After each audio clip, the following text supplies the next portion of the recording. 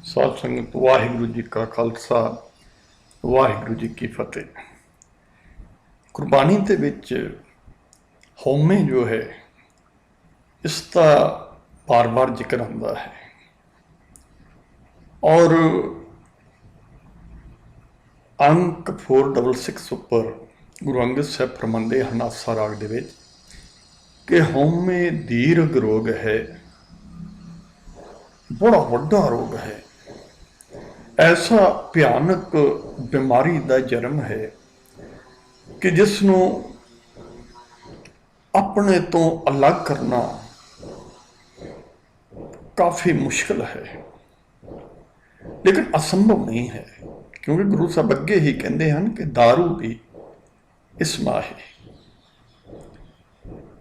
दारू भी है इसनों परे करन दा, लेकिन उसके लिए बड़ा तरद्दुत चाहिए है, मेहनत चाहिए है, जो मनुख मेहनत करनी नहीं चाहता है।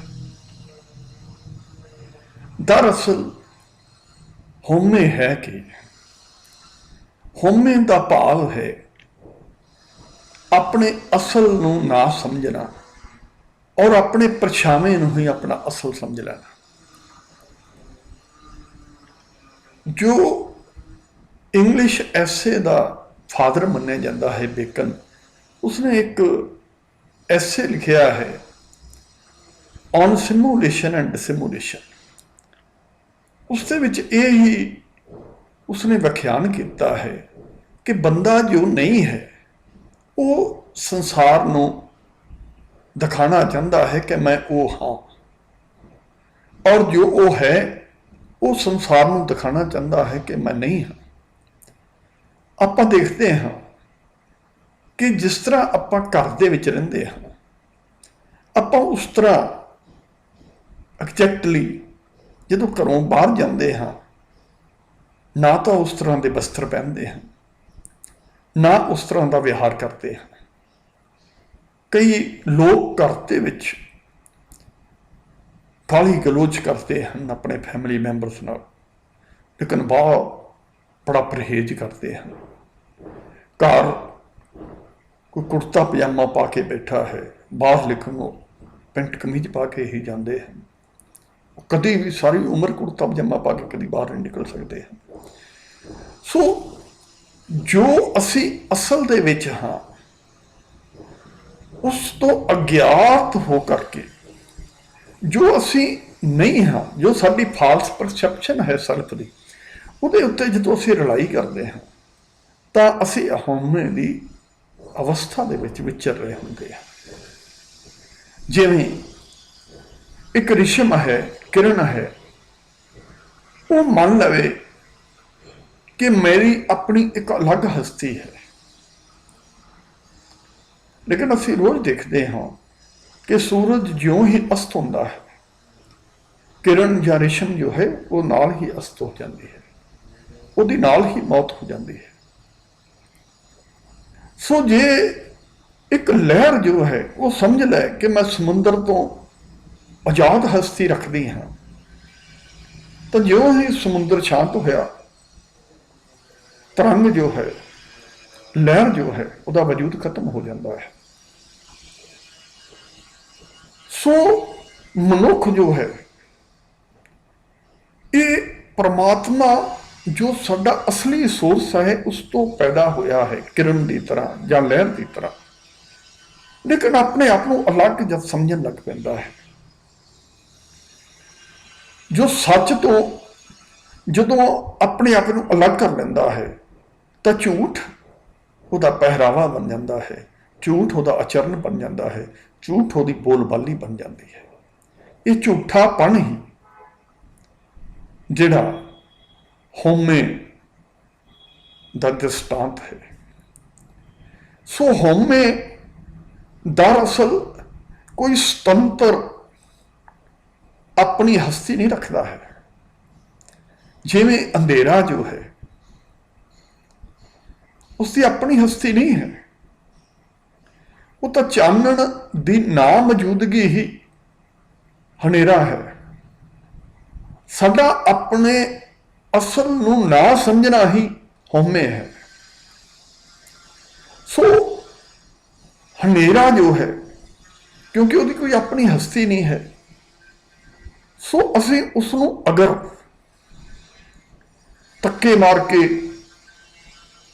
ਨਿਕਾਲਣਾ ਚਾਹੀਏ, ਉਸ ਨੂੰ ਰੌਲਾ ਪਾ ਕੇ, ਸ਼ੋਰ ਪਾ ਕੇ, ਉਹਨੂੰ ਡਰਾ ਕੇ ਭਜਾਣਾ ਚਾਹੀਏ, ਤਾਂ ਇਹ ਕੰਧ ਨੂੰ ਟੱਕਰਾਂ ਮਾਰਨ ਵਾਲੀ ਗੱਲ ਹੈ। ਔਰ ਹਨੇਰੇ ਨੂੰ ਭਜਾਉਣ ਦਾ ਬੜਾ ਸੌਖਾ ਤਰੀਕਾ ਹੈ ਕਿ ਇੱਕ ਦੀਵਾ ਰੋਸ਼ਨ ਕਰ ਲਿਆ ਜਾਏ, ਇੱਕ ਬੱਤੀ ਬਾਲ ਲਈ ਜਾਏ, ਇੱਕ ਮਾਚਿਸ ਜੋ ਹੈ ਉਹ ਜਗਾ ਲਈ ਜਾਏ, ਇੱਕ ਮੋਮਬੱਤੀ ਜਗਾ ਲਈ ਜਾਏ। ਸੋ ਅੰਧੇਰਾ ਆਪਣੀ ਕਿਉਂਕਿ ਸੁਤੰਤਰ ਹਸਤੀ ਨਹੀਂ ਰੱਖਦਾ ਹੈ, ਉਸ ਨੂੰ ਤੁਸੀਂ ਹਨੇਰੇ ਦੇ ਯਤਨਾਂ ਨਾਲ ਬਾਹਰ ਨਹੀਂ ਕੱਢ ਸਕਦੇ। ਉਹਦੇ ਲਈ ਤੁਹਾਨੂੰ ਚਾਨਣ ਚਾਹੀਦਾ ਹੈ। ਸੋ ਹਉਮੈ ਨੂੰ ਅਸੀਂ ਜਦੋਂ ਹਉਮੈ ਦੇ ਨਾਲ ਖਤਮ ਕਰਨਾ ਚਾਹੀਏ ਤਾਂ ਨਹੀਂ ਕਰ ਸਕਦੇ ਹਾਂ। ਹਉਮੈ ਨੂੰ ਖਤਮ ਕਰਨ ਲਈ ਸਤਿਗੁਰੂ ਫਰਮਾਉਂਦੇ ਹਨ ਕਿ ਨਾਮ ਚਾਹੀਦਾ ਹੈ, ਸਤਿਗੁਰੂ ਦਾ ਉਪਦੇਸ਼ ਚਾਹੀਦਾ ਹੈ, ਇੱਕ ਚਾਨਣ ਚਾਹੀਦਾ ਹੈ, ਦੀਵਾ ਬਲੇ ਅੰਧੇਰਾ ਜਾਏ। ਵਡਹੰਸ ਰਾਗ ਦੇ ਵਿੱਚ ਗੁਰੂ ਅਮਰਦਾਸ ਸਾਹਿਬ ਅੰਕ 560 ਉੱਪਰ ਫਰਮਾਉਂਦੇ ਹਨ, ਹਉਮੈ ਨਾਵੇਂ ਨਾਲ ਵਿਰੋਧ ਹੈ, ਦੋਏ ਨਾ ਵਸੇ ਇੱਕ ਥਾਂ। ਜਿਉਂ ਹੀ ਨਾਮ, ਜਿਉਂ ਹੀ ਪਰਮਾਤਮਾ ਦਾ ਅਹਿਸਾਸ ਸਾਡੇ ਅੰਦਰ ਹੋ ਜਾਂਦਾ ਹੈ, ਉਹ ਰੌਸ਼ਨੀ ਜਗ ਜਾਂਦੀ ਹੈ, ਤਾਂ ਹਉਮੈ ਉੱਥੇ ਨਜ਼ਰ ਨਹੀਂ ਹੈਗਾ, ਕਿਉਂਕਿ ਹਉਮੈ ਨਾਵੇਂ ਨਾਲ ਵਿਰੋਧ ਹੈ। ਲੇਕਿਨ ਅਸੀਂ ਹਉਮੈ ਦੇ ਵਿੱਚ ਹੀ ਲੋਕਾਂ ਨੂੰ ਸਾਰੀ ਉਮਰ ਬਤਾਉਂਦਿਆਂ ਦਿਖਦੇ ਹਨ। ਔਰ ਇਹ ਝੂਠ ਜੋ ਹੈ, ਝੂਠੀ ਜੋ ਸਾਡੀ ਪਰਸੈਪਸ਼ਨ ਹੈ ਆਪਣੇ ਸੈਲਫ ਦੀ, ਉਹਦੇ ਨਾਲ ਹੀ ਅਸੀਂ ਸਾਰੀ ਉਮਰ ਚਿਪਟੇ ਰਹਿੰਦੇ ਹਾਂ। ਕਿਉਂਕਿ ਇਹ ਜੋ ਈਗੋ ਹੈ, ਇਹ ਸਾਡਾ ਅਸਲ ਨਹੀਂ ਹੈ, ਇਹ ਸਾਨੂੰ ਸੁਸਾਇਟੀ ਨੇ ਦਿੱਤਾ ਹੈ, ਇਹ ਸਟੇਟ ਨੇ ਦਿੱਤਾ ਹੈ। ਤਾਂ ਸਾਨੂੰ ਹਮੇਸ਼ਾ ਡਰ ਬਣਿਆ ਰਹਿੰਦਾ ਹੈ ਕਿ ਸਾਡਾ ਈਗੋ ਜੋ ਹੈ ਉਹ ਹਰਟ ਨਾ ਹੋ ਜਾਏ, ਉਹਨੂੰ ਕੋਈ ਖੋਹ ਨਾ ਲਏ। ਲੇਕਿਨ ਜਦ ਤੱਕ ਤੁਸੀਂ ਸੁਸਾਇਟੀ ਦੇ ਮੁਤਾਬਕ ਚੱਲਦੇ ਹੋ, ਤੁਹਾਨੂੰ ਇੱਜ਼ਤ ਦਿੰਦੀ ਹੈ ਸੁਸਾਇਟੀ, ਤੁਹਾਡਾ ਈਗੋ ਕਾਇਮ ਰਹਿੰਦਾ ਹੈ। ਲੇਕਿਨ ਜਿਉਂ ਹੀ ਤੁਸੀਂ ਸੁਸਾਇਟੀ ਦੇ ਉਲਟ ਚੱਲੇ ਤਾਂ ਸੁਸਾਇਟੀ ਨੇ ਰਿਸਪੈਕਟ ਤੁਹਾਡੀ ਖੋਹ ਲੈਣੀ ਹੈ, ਤੁਹਾਡਾ ਈਗੋ ਜੋ ਹੈ ਤੈਸ਼ ਨੈਸ਼ ਹੋ ਜਾਣਾ ਹੈ।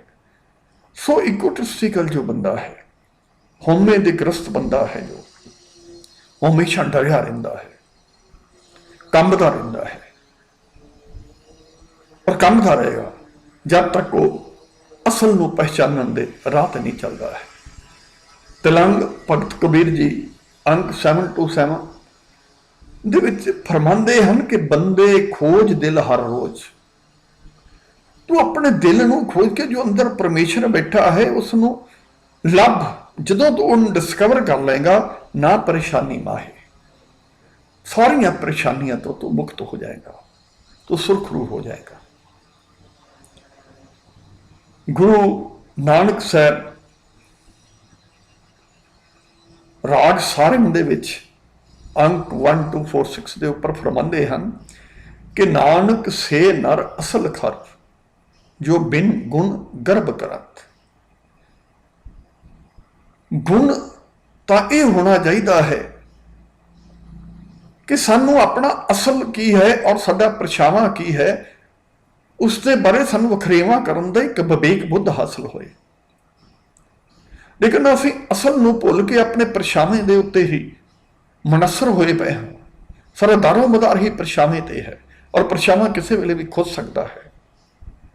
ਸੋ ਸਾਡੀ ਸਾਰੀ ਜ਼ਿੰਦਗੀ ਇੱਕ ਭਿਆਨਕਤਾ ਦੇ ਦੌਰ ਦੇ ਵਿੱਚ ਗੁਜ਼ਰਦੀ ਰਹਿੰਦੀ ਹੈ।